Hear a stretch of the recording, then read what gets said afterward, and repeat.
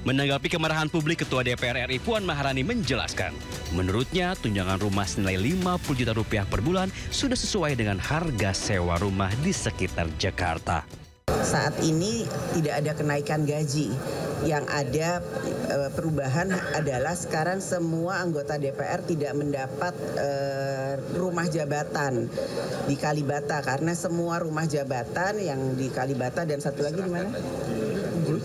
Ulu Jami sudah kami serahkan kepada pemerintah atau kepada negara, dan memang ada kompensasi terkait rumah jabatan kepada anggota DPR, karena anggota DPR itu kan juga datang dari daerah-daerah yang mana cuman itu saja yang ada perubahan, yang lain-lain tidak ada perubahan. Itu sudah dikaji dengan sebaik-baiknya sesuai dengan kondisi ataupun harga yang ada di Jakarta, karena kan kantornya ada di Jakarta. Kenaikan gaji anggota DPR yang sudah selangit wajar saja jika menuai banjir kritik. Publik menilai kebijakan tersebut tidak sepadan dengan kinerja para wakil rakyat. Tim Liputan iNews melaporkan. Ya, selain gaji pokok, pemirsa, anggota DPR mendapatkan berbagai tunjangan dengan nilai yang fantastis. Salah satunya adalah tunjangan rumah sebesar 50 juta rupiah per bulan, dan juga anggota DPR bisa mengantongi pendapatan lebih dari 100 juta rupiah.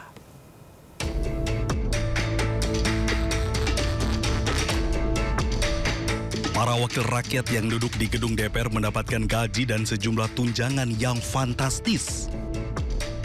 Anggota DPR mendapatkan gaji pokok sebesar 4,2 juta rupiah. Di luar gaji pokok, anggota DPR juga mendapatkan berbagai tunjangan. Tunjangan melekat diantaranya tunjangan untuk istri atau suami sebesar Rp420.000. Tunjangan anak Rp168.000. Uang sidang per paket sebesar Rp2 juta. Tunjangan jabatan Rp9,7 juta. Tunjangan beras Rp30.090 per orang. Tunjangan PPH mencapai Rp2.699.813. Selain itu, anggota DPR juga mendapatkan tunjangan lain yang meliputi tunjangan kehormatan sebesar Rp5.580.000. Tunjangan komunikasi sebesar Rp15.554.000. Tunjangan peningkatan fungsi pengawasan dan anggaran sebesar Rp3.750.000. Anggota DPR juga mendapatkan bantuan listrik dan telepon sebesar Rp7,7 juta. Dan juga mendapatkan anggaran untuk asisten anggota mencapai Rp2.250.000. Dan saat ini, anggota DPR juga mendapatkan tunjangan rumah sebesar Rp50 juta per bulannya. Dengan demikian, total pendapatan per bulan anggota DPR RI mencapai Rp104.051.903. Ya, pemerintah dan DPR, pemirsa, sepakat tingkatkan Badan Penyelenggara Haji dan Umrah BPHJ menjadi kementerian. Hal tersebut disebut dalam rancangan Undang-Undang Haji dan Umroh yang akan disahkan pada Selasa besok. Menteri Sekretaris Negara Prasetyo Hadi mengatakan peningkatan BPHJ menjadi kementerian itu akan didukung dengan peraturan presiden atau Perpres. Langkah ini diharapkan bisa meningkatkan kualitas penyelenggaraan ibadah haji dan umroh bagi jemaah Indonesia di masa mendatang. Harapannya ya jelas hanya satu, pelaksanaan haji akan semakin lebih baik lagi. Ini berarti peraturan Perpres ya, Mas? Peraturan Perpres baru ya? Pasti. Sementara itu, pemirsa, Ketua KPK mengungkapkan akan segera menetapkan tersangka dalam kasus dugaan korupsi kuota haji. Ya, KPK juga telah memeriksa dan telah menggeledah sejumlah lokasi untuk mencari bukti, termasuk di rumah mantan Menteri Agama Yakut Khalil Qomas.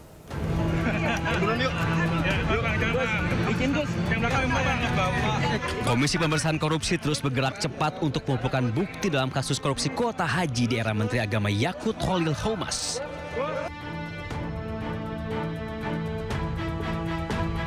Bahkan KPK menyebut akan segera menetapkan tersangka dalam kasus ini. Sebelumnya KPK telah geledah kantor Kementerian Agama dan rumah mantan Menteri Agama Yakut Khalil Haumas. KPK juga telah memeriksa mantan Menteri Agama itu. KPK juga berencana memanggil sejumlah pihak yang diperlukan penyidik termasuk saksi dari jemaah haji khusus. Pemanggilan terhadap semua saksi tentu tergantung kebutuhan dari penyidik. KPK terbuka untuk memanggil siapa saja yang diduga mengetahui konstruksi perkara ini dan dapat membantu membuka dan membuat terang dari penanganan perkara ini. Ada nama yang boleh di-spill, Bang? Beberapa? Ya, belum bisa kami sampaikan. Untuk update pemeriksaan saksi dalam tahap penyidikan, kami secara rutin akan share ke teman-teman. Dugaan korupsi kuota haji telah naik penyidikan. KPK menjelaskan ada dugaan penyelewengan dalam pembagian kuota haji khusus dan kuota haji reguler. Dari seharusnya 92% untuk haji reguler dan 8% untuk haji khusus. Namun di lapangan justru menjadi 50%. Dalam menangani kasus ini, juru bicara Budi Prasetyo menyebut bahwa KPK tidak akan tebang pilih dalam menangani kasus. KPK juga akan memanggil semua saksi sesuai kebutuhan penyidik termasuk Joko Widodo yang saat itu menjadi presiden. Ya, kita ke informasi lain. Pemirsa, Badan Nasional Penanggulangan Bencana atau BNPB mengklarifikasi terkait surat dengan KOP BNPB berisi undangan rapat persiapan pernikahan Putri Kepala BNPB Letjen TNI Suharyanto. BNPB menegaskan surat berkop resmi tersebut ditujukan hanya untuk internal, bukan pihak eksternal. Dirinya juga menjelaskan tidak ada maksud lain dari undangan rapat pernikahan dengan kop surat BNPB itu.